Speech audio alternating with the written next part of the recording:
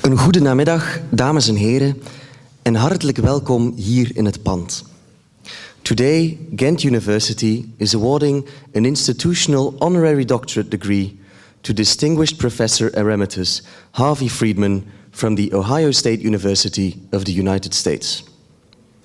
We bevinden ons hier in het prachtig gerestaureerde Dominicanenklooster in het hartje van de stad Gent, waar ook morgen nog een reeks voordrachten en een concert plaatsvinden die het wetenschappelijke en culturele werk van onze eregast professor Harvey Friedman belichten.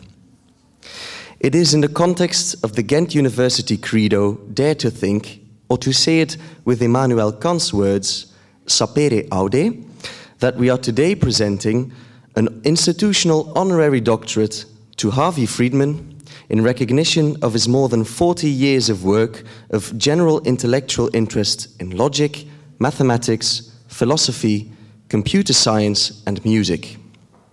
Maar voor we tot die uitreiking overgaan, graag eerst het woord aan de rector van de Universiteit Gent, professor Paul Van Cauwenberge.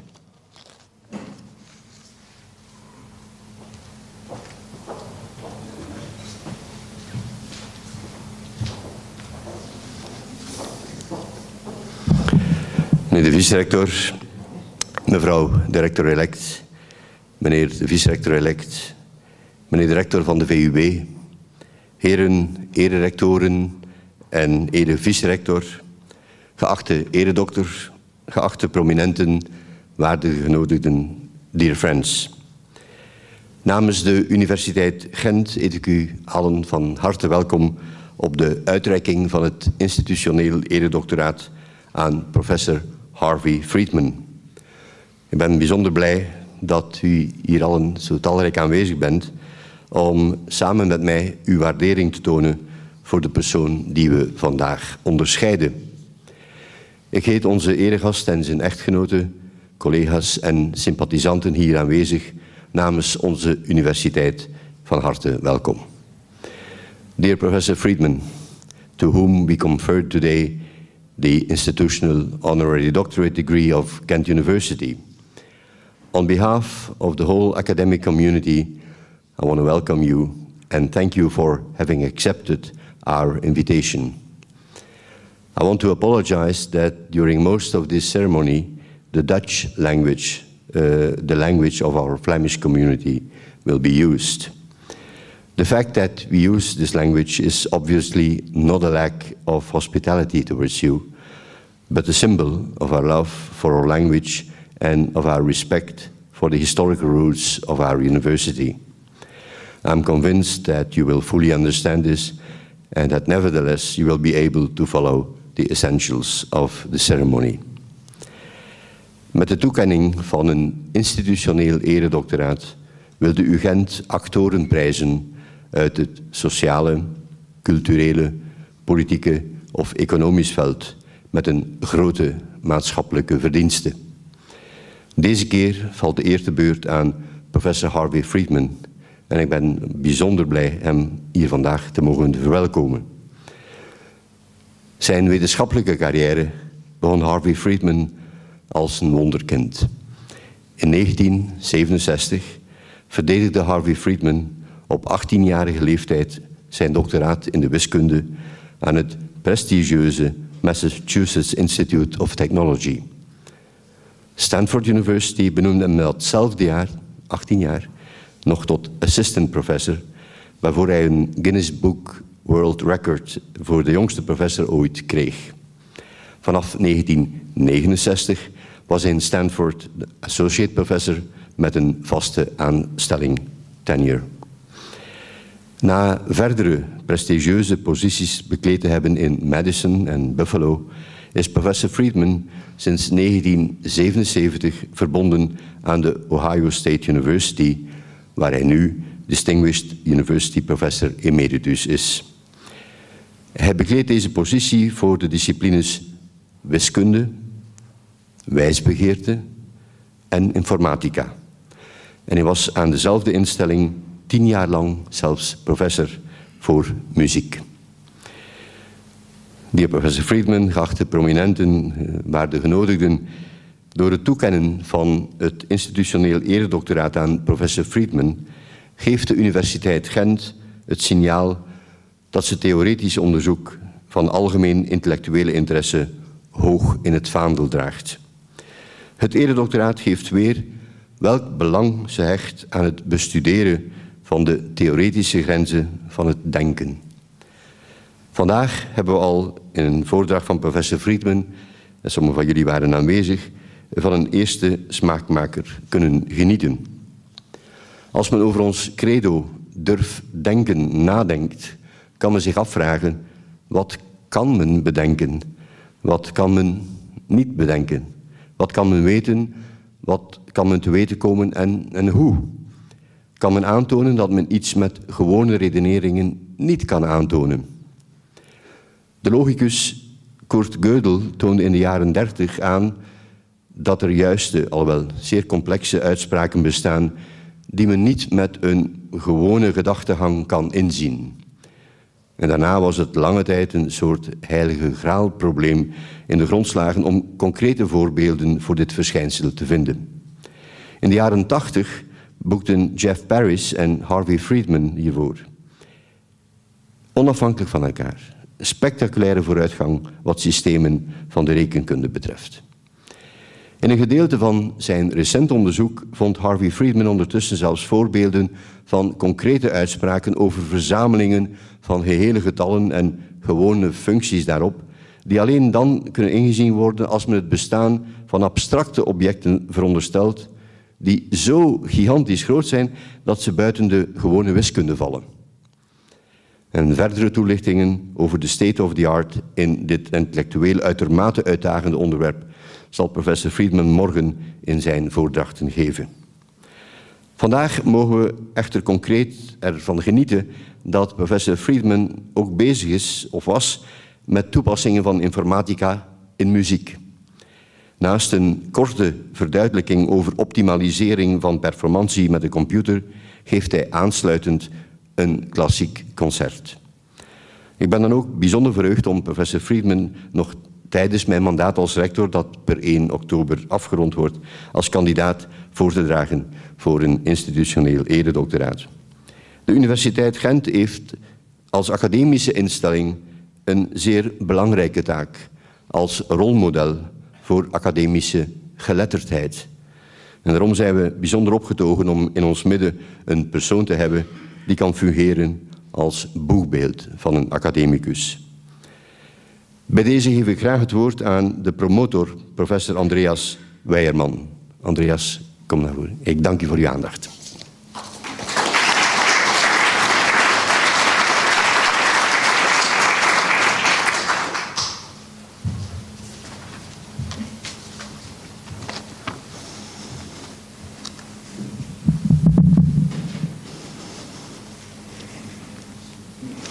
Dear Professor Friedman, geachte Prominenten, beste Genodigden. De Duitse auteur Goethe schrijft over Faust als een figuur die de werkelijkheid ten gronde wil begrijpen. Hij gaat op zoek naar wat de wereld ten gronde samenhoudt. Maar vooreerst adviseert hem Mephistopheles om een cursus logica te volgen.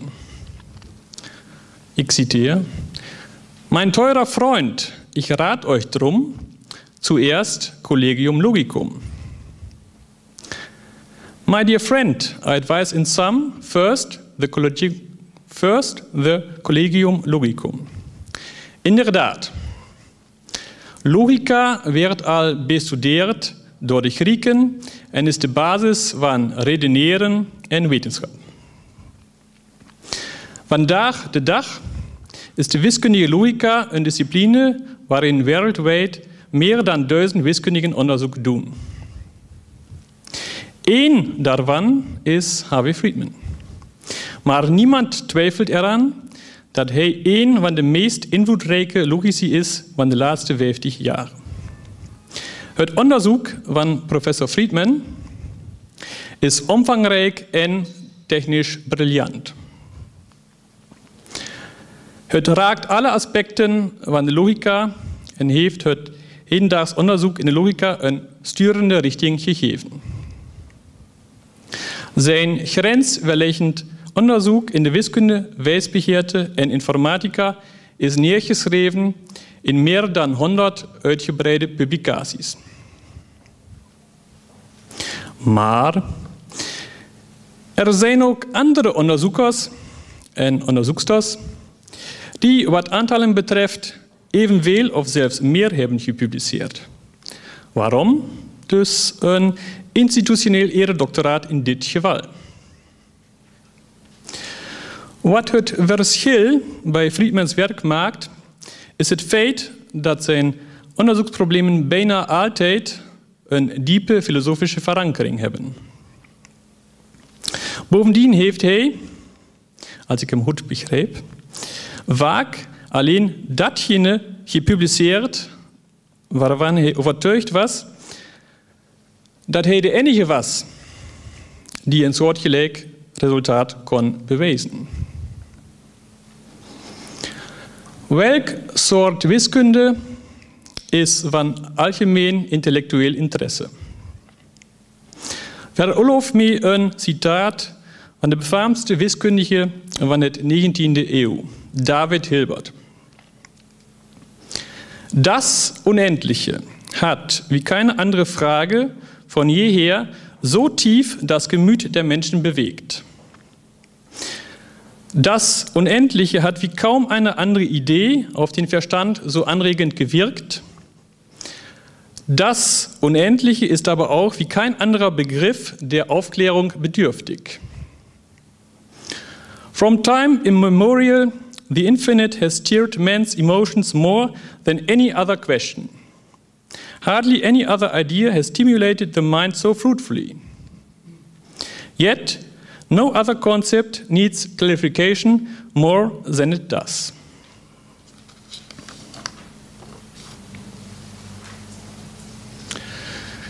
Professor Friedman spielt hierop in, bijvoorbeeld met zijn Boolean Relation Theory en conceptcalculus. Zeer succesrijke pogingen om grote, en dat wil zeggen enorm grote oneindigheden met de alledaagse wiskunde te verbinden. Wat weten we verder over wiskunde? Wiskunde is normaliter vanuit axioma's opgebouwd.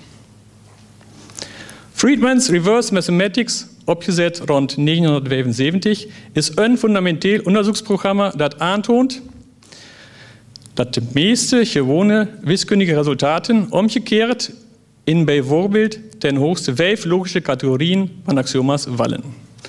En dat is uitermate verrassend.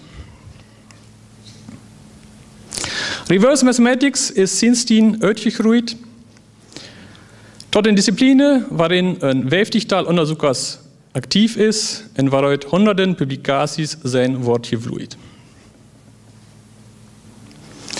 Ik mag stellen dat professor Friedman na zijn 60ste actiever dan ooit is. Bekijk maar eens zijn 518 mededelingen en publicaties op het internetforum Foundations of Mathematics. Ook wetenschappelijke integriteit en onafhankelijkheid staan hoog in zijn wandel geschreven. In plaats van overdreven publish or perish kiest hij bewust voor lange termijn onderzoek van general intellectual interest. Van de vele onderscheidingen en eerbewijzen die professor Friedman al te beurt zijn gevallen, noemen we hier enkel de voornaamste. Honderden voordrachten aan de meest prestigieuze universiteiten in Europa en de VS, waaronder Harvard, MIT, Yale, UCLA, Princeton en Harvard. Cambridge. Dan de L&T Weiermann Award van de National Science Foundation. Dat is de hoogste eer voor een wetenschapper in de VS van een leeftijd beneden de 35.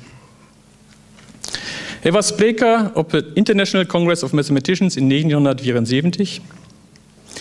Hij werd vermeld als een van de top 100 scientists under 40 in de US Science Digest in 1984. Hij nam deel aan een lunch met president Ronald Reagan in het Witte Huis in 1985 ter erkenning van het buitengewone werk van wiskundigen, wetenschappers en ingenieurs. Hij heeft 2 publicaties in Annals of Mathematics, het toptijdschrift van de wiskunde. Hij is de enige wiskundige die zowel de Gödel, Tarski en Rademacher Lecture heeft gegeven. Bovendien is hij de enige wiskundige met een eigen volume in de prestigieuze serie Studies in Logic and the Foundations of Mathematics, genaamd Harvey Friedman's Research on the Foundations of Mathematics. Op welke manier is professor Friedman met de UGent verbonden, of concreter met de onderzoeksgroep Logica en Analyse binnen de vakgroep Wiskunde aan de faculteit Wetenschappen? Zelf werk ik al decennia lang op verschillende zeer boeiende onderzoeksdomeinen die uit het werk van professor Friedman voortvloeiden.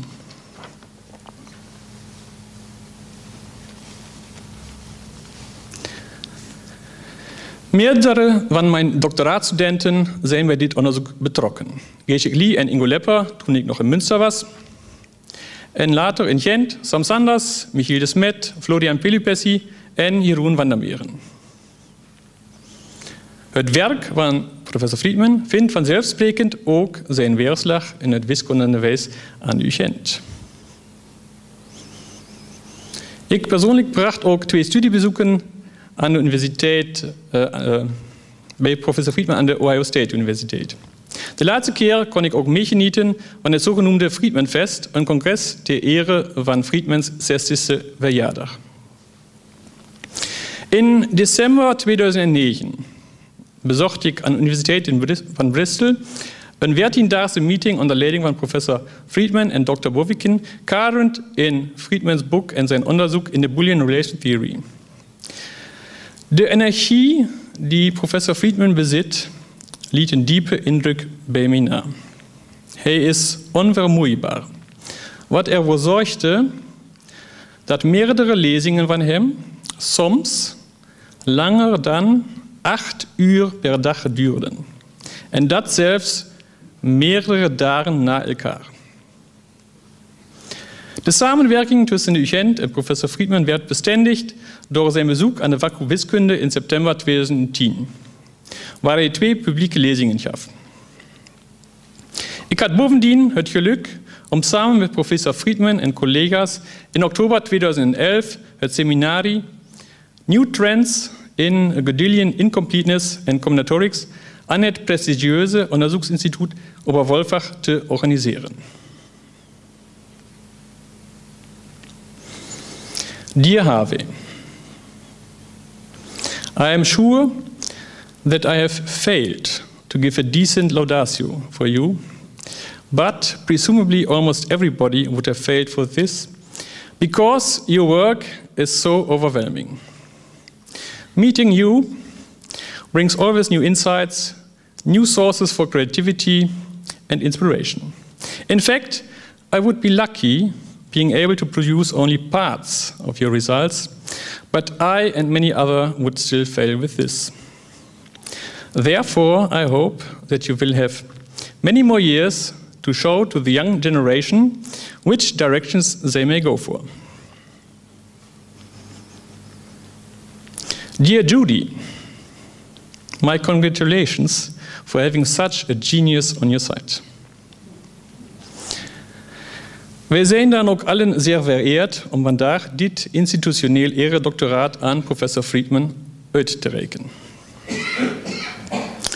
Veroorloof mij om af te sluiten met een citaat in het Duits uit Goethes Faust betreffende een algemene visie wat academisch onderzoek betreft. Dass ich erkenne, was die Welt im Innersten zusammenhält. That I understand what holds the core of the world together.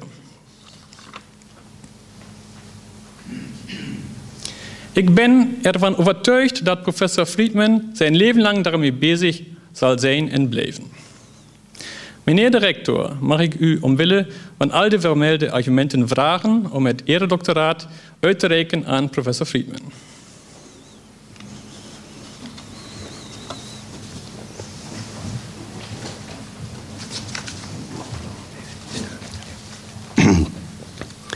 Krachtens de beslissing van het bestuurscollege verleen ik in naam en eigen naam en namens de universiteit professor Harvey Friedman het diploma van doctor honoris causa voor zijn buitengewone en zeer gezaghebbende academische productiviteit in een waaier van academische disciplines, maar ook als bekroning voor zijn academische carrière en in bijzonder voor zijn nog steeds onvermoeibare inzet voor wetenschappelijke vraagstukken van algemeen wetenschappelijke interesse. May I please ask you, Professor Friedman, to come in front.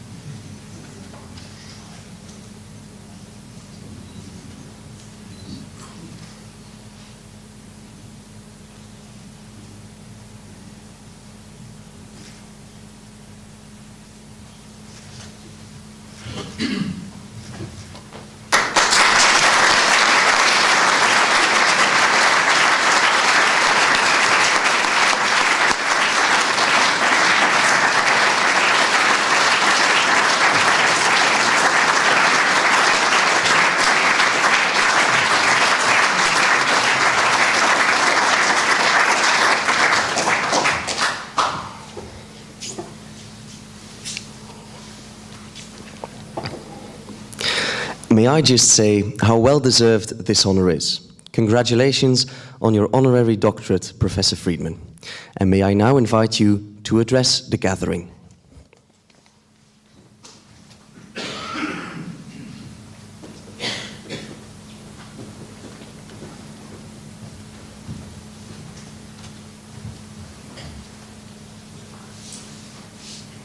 My technicians.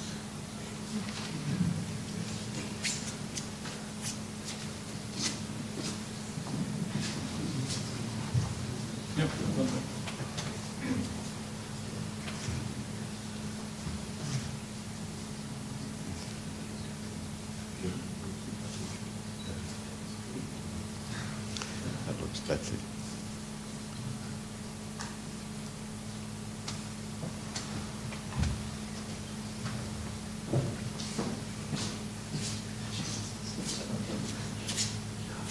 Now that looks a little better.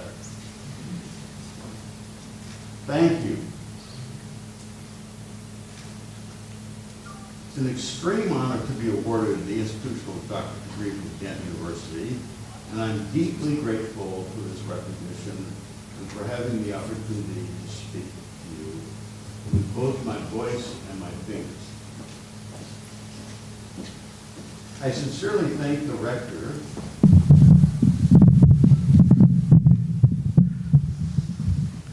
That's also a good idea. Or should I use this? No?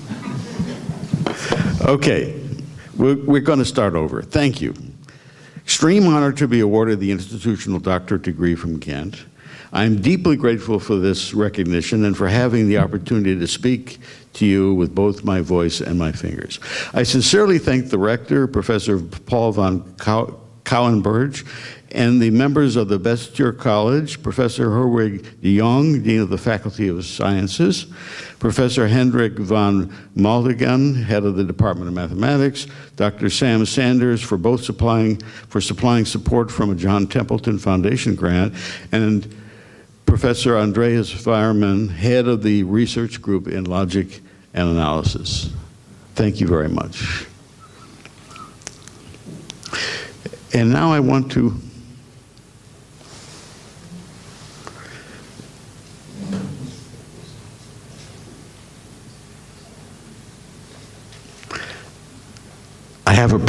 continue. I now want to, as advertised, talk a little bit about foundations and the piano. I think of myself as a foundationalist. Now, what on earth is a foundationalist? Is this someone who specializes in the basements of homes to make sure that they stay dry? Or is it an expert in charitable foundations and how they decide which projects will be awarded money? Well, it's none of the above. A foundationalist focuses on the foundations of subjects. A foundationalist looks for the most fundamental concepts relevant to subjects with the intention of rebuilding subjects from the ground up, starting with the most fundamental relevant concepts. Historically, the greatest success of foundationalists has been the development of the foundations of mathematics, and tomorrow we'll focus on many interesting topics in the foundations of mathematics with many speakers. But now I want to focus a little bit on the piano. I took piano lessons regularly for about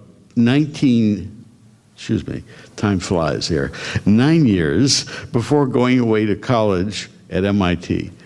I practiced little, and I didn't have much natural talent for the physical side of piano playing. I also had the disadvantage of having small hands, and that's still true today. Consequently, I was not regarded as any kind of piano talent. My last piano teacher did not encourage me to study music in college. In contrast, I found mathematics far easier and was particularly attracted to the mathematical philosophy of Bertrand Russell.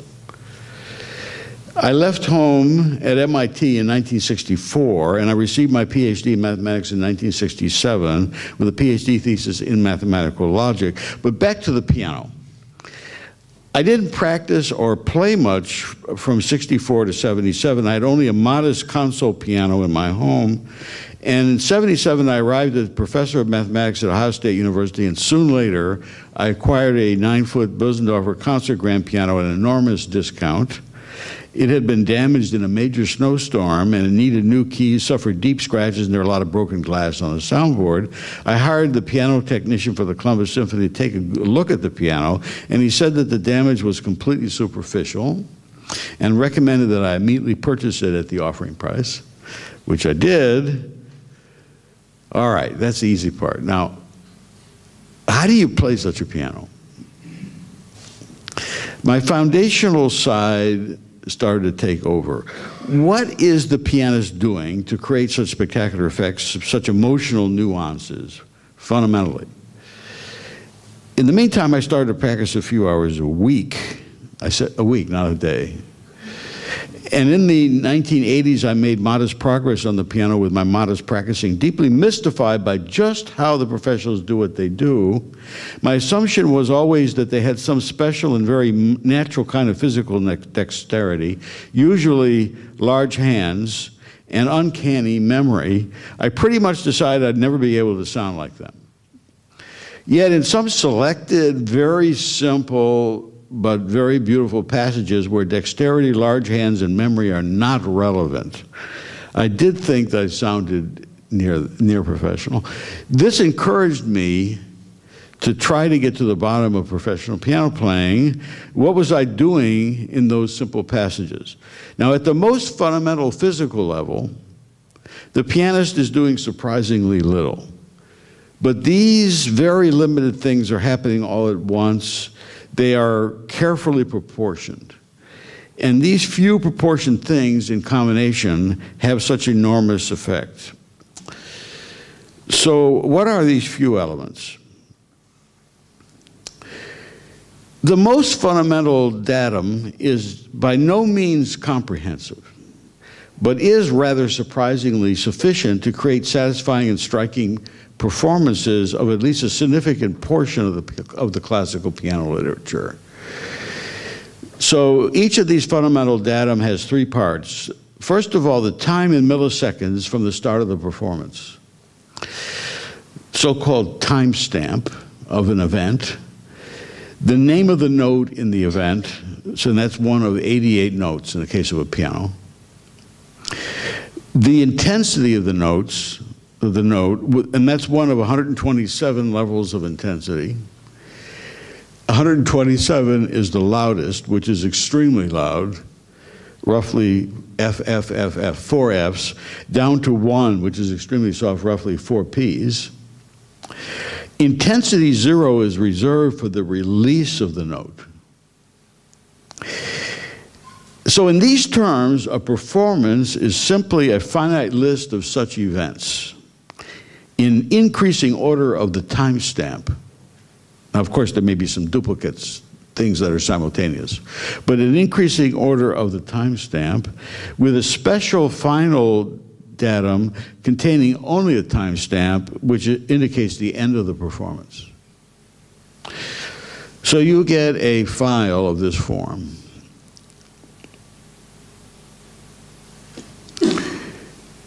Now, it is rather striking just what is missing from this very simple fundamental datum.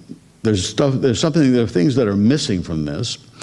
Most people, and even most professional pianists, think that the striking or massaging of a piano key profoundly affects the sound and cannot be reduced to a single number from 1 through 127. But scientific common sense, and that's sometimes in short supply, and scientific experiments demonstrate that the conventional wisdom is wrong. However, 1 millisecond and 127 degrees, moreover, 1 millisecond timing and 127 degrees of intensity is far more than what is under the professional's control. The phrase professional's control is subject to a scientific definition. But no pedal? For many pieces in the classical piano literature, playing without pedal is not an option. This data format actually supports the connection of arbitrary numbers of notes in any way. This is something totally unapproachable by any pianist with only 10 fingers, not 88 fingers. So this data format supports 88 fingers without pedal, which in theory supports fewer fingers totally with pedal, and the 88 fingers with a much more precise kind of pedal.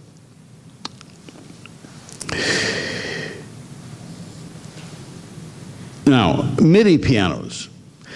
The acronym MIDI stands for Musical Instrument Digital Interface. And the performance files we've been talking about are a small fragment of what are called MIDI files. Further, they are played back exactly as intended by today's MIDI pianos. So a MIDI piano can play back, or a MIDI sound system can play back the files that I was talking about earlier once you designate a choice of instrument in the sound system. In other words, you want piano number 2.5, 1935 Steinway, or whatever you want. Okay, but you have to designate it in your sound system. Okay, so for listening to a MIDI file, the keyboard is completely irrelevant. Even the creation of a MIDI file can be done without a keyboard, but you still need an input device such as a computer. A keyboard is a major facilitation. The MIDI file can be created by playing normally on an electronically equipped keyboard, or a so-called MIDI keyboard, but most importantly, there is no need to play the electronic keyboard well, or even play the electronic keyboard in real time. Instead, you can use the MIDI keyboard for anything from pure note entry all the way up to polished performance. This is because you can use powerful computing editing software. Now, I created a 20-minute recording in this way, which completely fooled some major piano professionals. In other words, they thought this was a regular piano recording, maybe not the best recording equipment, or whatever, but a regular piano recording made in a regular way by a physically gifted pianist with large hands. That's what they thought. And in fact, one of these professionals said to me, my God, you take enormous risks, very dangerous things you were doing there that could have failed. Well, they couldn't have failed because I did them, in a computer editor. And by the way, this particular professional won 3rd prize in the Queen Elizabeth competition in Brussels some years ago. Okay, I used the top-of-the-line Clavinova, which is electronic piano, either for pure data entry in some pieces or to enter rather sloppy and unsatisfactory performances of the various pieces. And I did not use pedal. I then used a powerful graphic editor to display the data, play back the data, and edit the data. And the data was essentially just what these elementary data I talked about earlier, that format. And here is the process that I followed in the editing, stated in simplified form. I played back the file from the beginning until I heard what I heard on the file on playback was different from the performance in my brain. So you need a well-defined brain performance to do this. I then did a single or sometimes a few edits to make the file match the brain performance. Then I played back from the beginning to again find the first place at which the file differs from my brain performance. I repeated this process until the playback of the file matched my brain performance perfectly. Now there are some minor changes to tell the complete truth of this, because playing back from the beginning is fine for short files, but for longer files you don't want to do that, so you break it up into sections, and so forth. You take care of the wrong notes first and take care of gross effects first. But this is the essence of the process.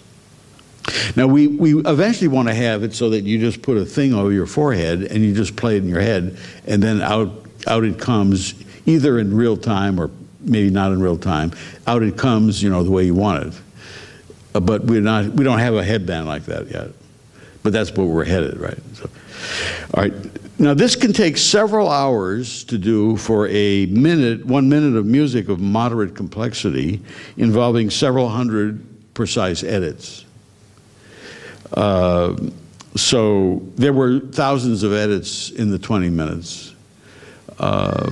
And I would also come back to it, several days later and see if I still believed, and that was a correct representation of my brain performance. Now, in order to do this, you do have to have a reasonably constant, precise brain performance. Because if you're all over the map on the brain performance, in other words, you take a cup of coffee and all of a sudden you play it back in your head and it's completely different, then you're going to run around in circles. You just get nonsense. So it's not as easy as it sounds. But it is easier for most people to do this than it is to be holed up for 6 to 8 hours a day from the age of 5, practicing regular piano in a room. This is somewhat more pleasant, I think. Okay. So anyways, what happened next? What happened next? Well, I made a CD of the 20-minute performance, distributed to many people in 2009. I later put it on my website so anybody can listen to it now. But what happened was quite surprising. I had decided to discontinue substantial piano practicing and playing since I can create professional quality CDs in this way. Furthermore, the technology was steadily improving, with more advanced systems available, with better sound and additional usable features. There are systems where the pedaling is far more sophisticated than even the pedaling I never used. In the original systems, there are systems in which the release of a note can be fast or small or slow. And that makes very subtle differences. There are all kinds of things available that I haven't used of this kind. But there's still a point to starting the editing process with more reasonable performances, because a massive amount of time is spent trying to get timing down to match what's in your brain. Timing is the hardest to get to match. And if you play something that is closer to what you intend, you can save a lot of time. Now, you also have to consider the time investment to get to play it well enough so that it saves you time. You know, that has to be considered in the equation. And that's a little bit of a tricky calculation. But so I was still motivated in any case to do some practicing on my real piano. Remember, I do have this real piano, right? I bought at this enormous discount. And, you know, it'd be kind of a shame to mothball it and just do the electronic, right? It rubbed me the wrong way. So to my surprise, there was a very major pianistic improvement in all dimensions of my piano playing with very little effort. This was very peculiar. My theory is that the extremely intense experience of creating brain performances away from any physical distractions and then working with them every day for months, trying to get them down into the graphic editor and faithfully represent them accurately, had a way of putting the physical side of piano playing at the service of my musical thought processes. This is only the beginnings of an attempted explanation. In any case, this startling improvement in piano playing with little work, has continued nonstop and noticeably every day since 2009. Where this is leading is totally unclear to me at this point. But it's a very interesting experiment. I made the decision to try to get some exposure for this by playing for people. One thing I am certain of, whatever you hear today and tomorrow should be better soon thereafter. Thank you.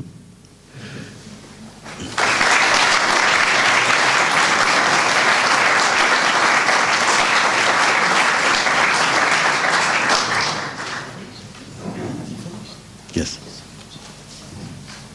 Just a moment.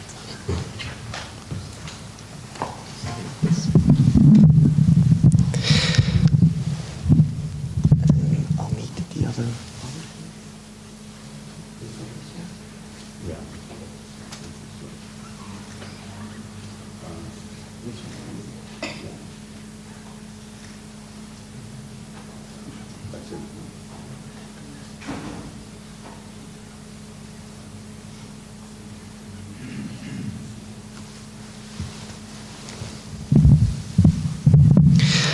Professor Friedman heeft naast zijn interesses in wetenschap, wiskunde, filosofie ook een passie voor muziek.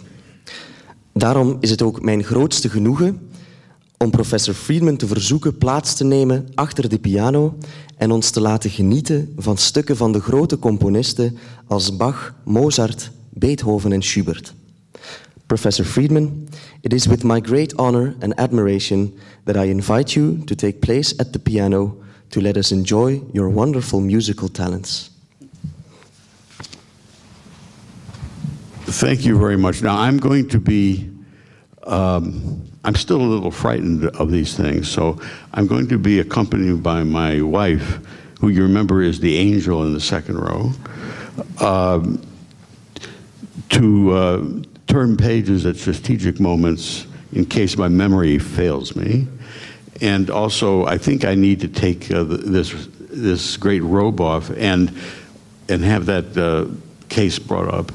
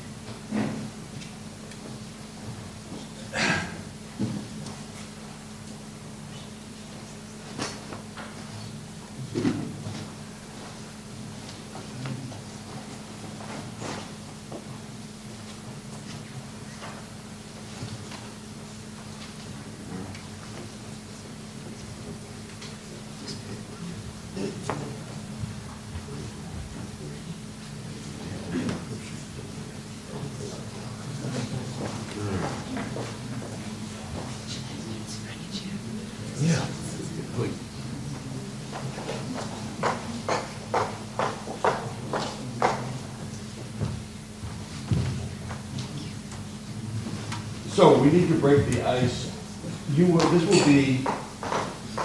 This will be good enough for the money you paid to be to listen.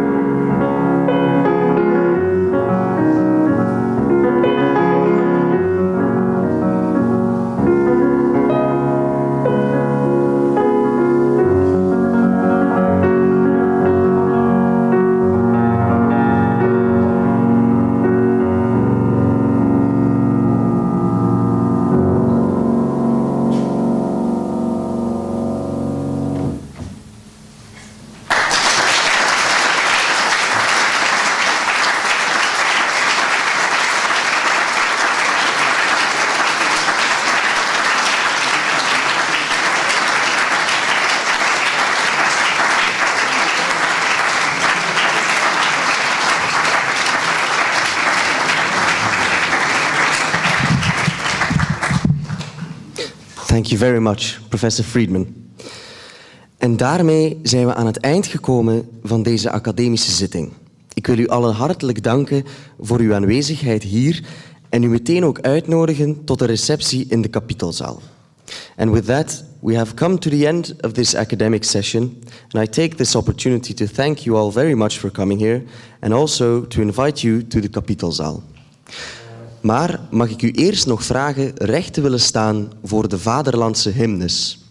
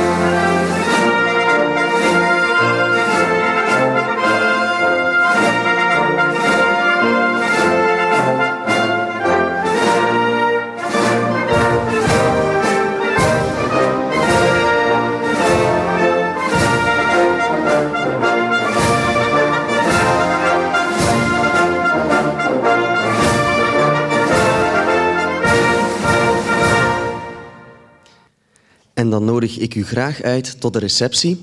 Mag ik vragen om de stoet eerst te laten gaan? De hosts en hostessen zullen u een teken geven wanneer u kan volgen. Ik wens u nog een mooie avond verder.